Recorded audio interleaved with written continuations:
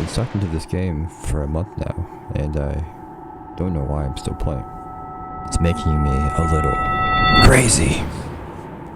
So I was tired of the usual Steam games that I buy, play for a few hours. This is fun. And then literally never touch again for the rest of my life. So I wanted to find another game, something that would actually capture my attention for several months. So I decided I'd try something with a competitive scene. You see, I used to be really into Overwatch competitive before it, became a dumpster fire. Then I stumbled upon a new game that looked familiar. It was called Valorant. They both have abilities and teamwork, so they're basically the same, right? Wrong. First day, I opened the game. Open season on the enemy. To my dismay, I realized the bullets did nothing. Oh my gosh. Oh my gosh. Oh, that was bad. Oh my god. Ah. Random abilities filled up my screen. What the heck? What am I watching? What the heck is all this? And I died repeatedly. What? Ah! I didn't look inwardly at my mistakes, like a rational person. No, I swore at the universe and blamed the game. Maybe Valorant wasn't for me. It was so unlike any other game I had played in the past.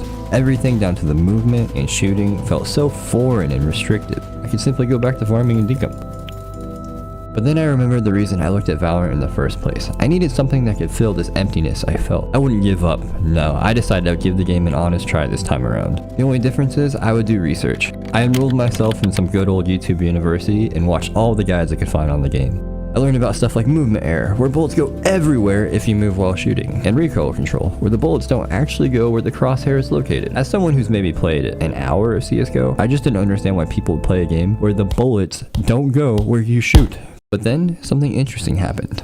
The complexity of the mechanics, while overwhelming at first, started to lure me in. If I could just master recoil control, I could get kills. If I could master movement error, I would shoot before the enemies. At this point, I committed myself to 30 days of intense gameplay, the goal to rank up as much as possible. But first, I had to get to level 20 and unlock rank play. On day 1, I did my 3 placement matches. They were chaotic, and I had no idea what was happening, but instantly, I was hooked. There was so much to learn. It was like an endless well of knowledge. I ended up losing 2 and winning 1. I expected to be placed in iron, and maybe even bronze if I was lucky, but to my surprise, I ended up being placed in silver 1. I was excited to be placed so high, it meant I could skip over all the lower ranks and the elo hell that accompanies them. That is, until my first real silver match. That's when reality set in. Everyone I played with knew all the callouts, how to properly use all their abilities, and I just felt lost.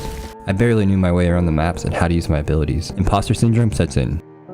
Surely I had been placed at the wrong rank. I've only played this game a couple days now, and I was surrounded by people with hundreds of games under their belts. I was an iron player, misplaced in the realm of silver. After a few matches, I got extremely close to falling into bronze 3, which honestly seemed more fitting for my skill level. But you see, I had set a goal to get to gold by the end of the 30 days. An ambitious goal for certain, because at this point, I still had no idea what I was doing. The only thing I knew was see enemy, shoot enemy. And even then, I lost most of my gunfights. Game after game, I was bottom fragger.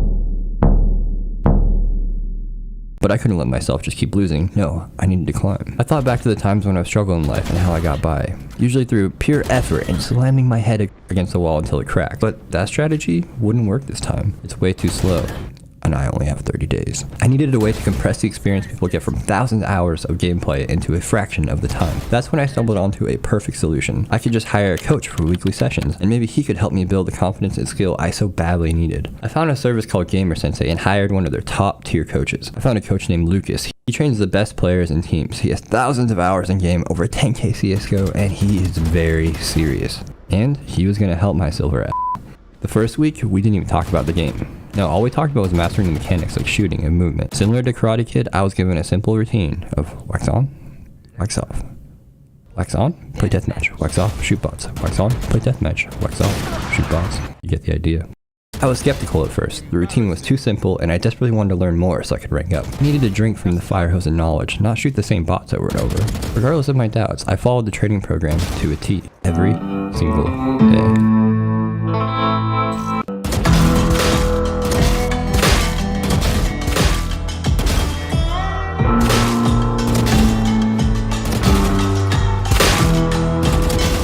And to my surprise, over the course of a week, things slowly started to change. What once required great focus became automatic and ingrained in me. Instead of constantly thinking about recoil control, I would automatically pull down my gun during gunfights. Movement error became a thing of the past, and after the first 7 days, my mechanical skill had blossomed. And on day 7, I got my first ever ace. It wasn't pretty, and I'll admit, a little sloppy, but I was proud. One enemy remaining.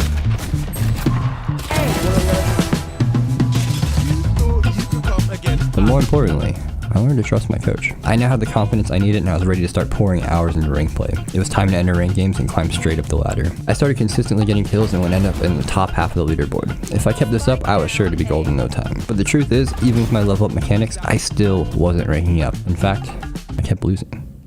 I thought about blaming it on elo hell, the Smurfs, or poor teammates, but the truth is, I simply lacked impact. I met with my coach again to figure out what I was doing wrong, and it turns out, just about everything. Without even knowing it, I'd fallen for the classic Dunning-Kruger effect, or as it's commonly known, the idiot's fallacy. You see, when you start a new skill, your confidence is at an all-time high, even though you still suck. You don't know what you don't know, and I didn't know nothing. I was still at the peak of Mount Stupid, and it was time to begin my journey into the valley of despair. There are aspects to the game I never even considered. My coach taught me about the biggest mistake I was making: the economy. And I'm not talking about stocks or Bitcoin. The economy is the lifeblood of your team. It's a constant pipeline of top tier weapons and heavy shields. If you play the economy game right, you'll always go into rounds with the best possible chance to win. In the early rounds, you can snowball into victory. You see, you start out a round with just a pistol and $800 to your name, and with that you can get a deagle or use a cheaper gun and buy some utility. If you win rounds, you get to buy the best weapons and destroy the other team. You lose, but you need to save for a round and devise a clever strategy to win against the team with the superior firepower. My biggest mistake is I was always buying and never saving, so I'd always end up with middle tier weapons such as an SMG with white shields instead of getting a rifle with full shields. And in those rounds, unless you get lucky, you're just doomed to lose from the start. But after getting my economy game dialed in, I noticed my team was consistently winning more rounds. I would push our team to save when we were broke and buy when we were rich. With the new knowledge I'd acquired from my coach, I was able to climb to the upper ends of Silver 1. I was ecstatic by the slightest bit of progress, especially because for the first time I felt that I'd earned my rank. But after playing several more games, the progress came to a grinding halt. I couldn't crack Silver 2. After all this time and effort and learning, I still hadn't moved up a single rank. Did my contributions even matter? Was all the learning for nothing?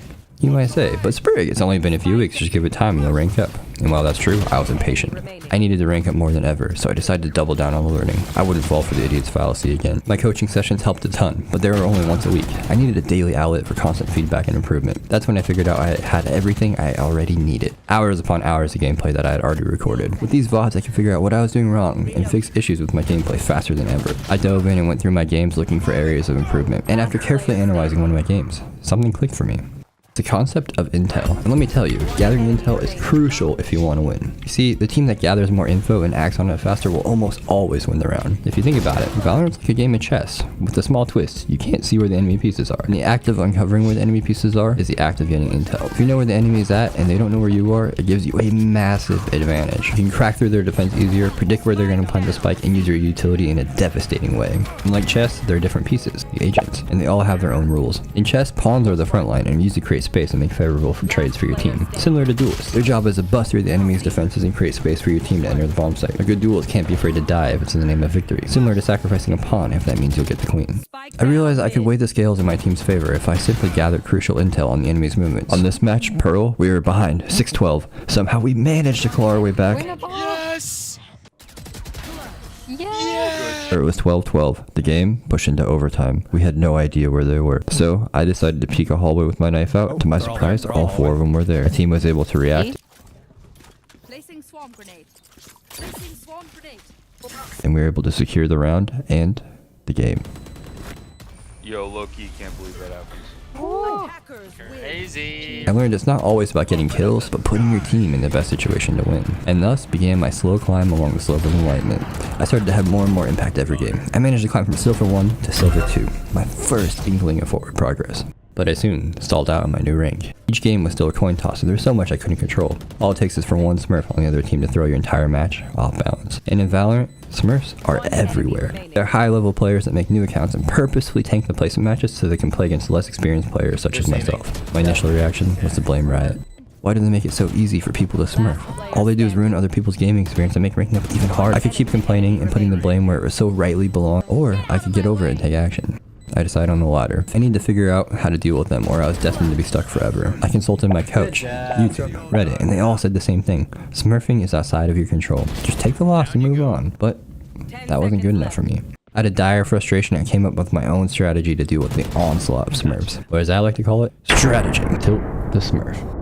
I developed this two-pronged stratagem where if you execute it just right, it greatly increases your chance of winning. The first prong is the easiest to execute. If the Smurf is on your team, you do everything you can to make them play better. You can stroke their egos, pump them full of heals, bait for them, and it's almost always a guaranteed win. But if you get the short end of the stick, and you're up against the Smurf, this is where prong number 2 comes in. And prong number 2 does not mess around. If you see the Smurf, call him out to your team and dump all of your utility on him. You want your teammates to drop what they're doing and focus all firepower on the Smurf and overwhelm him with a stupid amount of force. Someone can trade with Omen, we win. If you see him, just start screaming and then we'll all dump utility on him.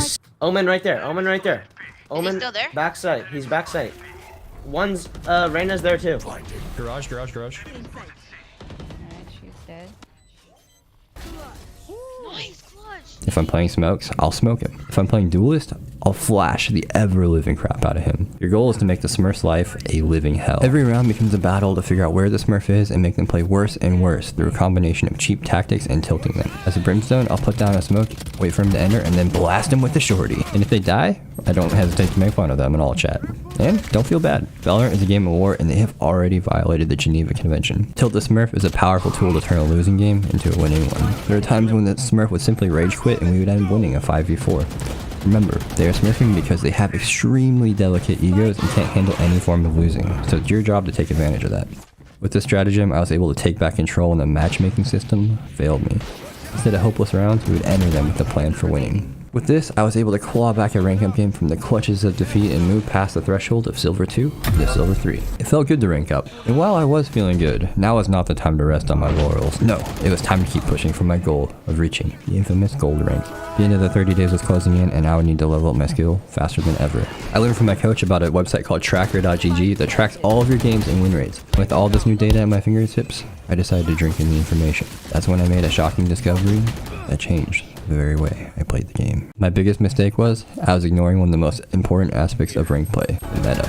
The meta is like a cheat code that boosts your win rate before the game even starts. Love it or hate it, the meta is always there. It's a cruel mistress that if you don't seduce, she'll gouge your eyes out and tank your win rate, but treat her nicely and the rewards are endless. My first reaction to this was pure disgust. Are you telling me the meta has more of an impact on my win rates than my gameplay itself? It shouldn't matter what agent I play as long as I play well, right? The truth is, the data doesn't lie. Some agents are borderline broken on certain maps. If you're in Breeze and you don't have a Viper, guess what? Your chance of winning just dropped 10%. Playing Fracture and you have a Breach, you now have a 60% chance of winning. Congratulations. If you're queuing for a match and you have 3 kids on your team that insta-lock the duels with colored hair, guess what? That might be a good match to dodge. I realized what an empowering discovery this was. Instead of waiting for the universe to tell me when I could win, I could align the stars myself. I could try to paddle my boat against the wind or open my sails and use that very same breeze to push me toward victory. Before I knew it, my win rate started to skyrocket and I was on the precipice of gold. And I even got my first 1v5 clutch.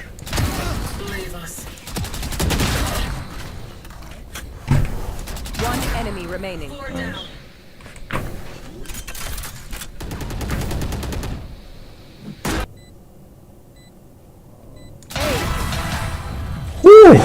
a villain? I gave you a villain. The only problem is the act was about to end, and when the act ends, the competitive ladder closes for a few days and you need to redo your placing matches. Was it even possible to hit gold in such a short amount of time? But I remembered a quote that I found written on the bathroom stall back in high school next to a series of phallic-shaped objects. Great things never came from comfort zones. And I knew what to do. In a mad dash to get gold before the act ended, I decided to cram in as many games as possible. Every day I played longer and with more intensity than at any other point in the 30 days. And in my free time, I watched videos of pro players. I had momentum. It's like everything I had learned over the past 30 days had come together and given me a new elevated perspective of the game. I could recognize patterns that I had never been able to see before. And on the last night before the act ended, I queued up for a final game. The one that would push me over the edge into the land of gold. The match was Breeze. Someone took smoke, so I ended up filling on a new agent. The game was extremely close and we hit overtime. The first round of overtime, we tied it up, so it pushed to double OT. And it was at that moment everything fell apart and we lost the match. While it was just a single loss in the overall war, it cemented my place in Silver 3 for the act. This loss stung more than the rest. I had made several mistakes, crucial errors, where if I had simply not messed up, we would have won. And now I'd have to wait for the next act, and upon doing so, risk my entire status on the whims of the ranking system, and I would have to redo the placement matches. I had no idea if a new agent or new map would throw off my gameplay, but there was no reason to soak in defeat. No. I had to look to the future. Then, the update hit. No new agents or maps, but guess what? Custom crosshair colors. These are the kind of updates I live for, and you know, new skins. With the new act here, my rank hanging in the balance, and only 1 day left out of my 30 days, it seemed like fate was on my side. It was my last Hail Mary to hit gold. I had no idea what the new act would do to my MMR, but I remembered a quote from the great man Michael Scott. You miss all the shots you don't take. So even though the new act could potentially place me in the lower depths of silver, I decided I would play my heart out for the remaining day left in the challenge. My first game back in the act, we started off a game down 0-6. We were up against a formidable team, Breach on Fracture. We had to come up with a counterplay or we'd lose for sure. What the Breach does is he like lines up his shit. So I think what we do is we go through arcade. Okay.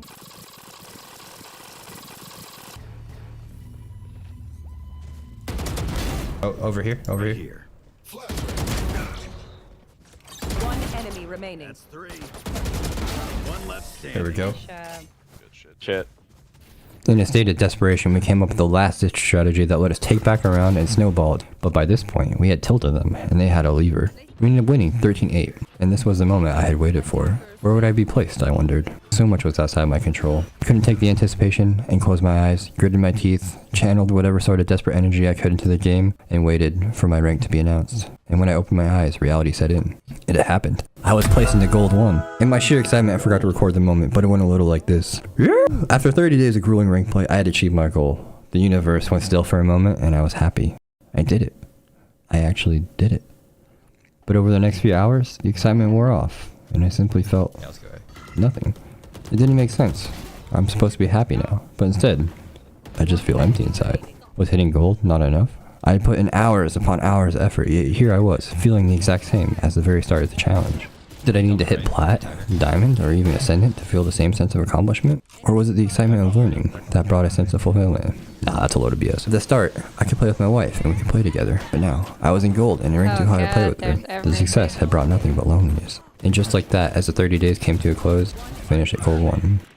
The weird part is, regardless of how empty I felt, I was still itching to play more. Nice. I just don't know why.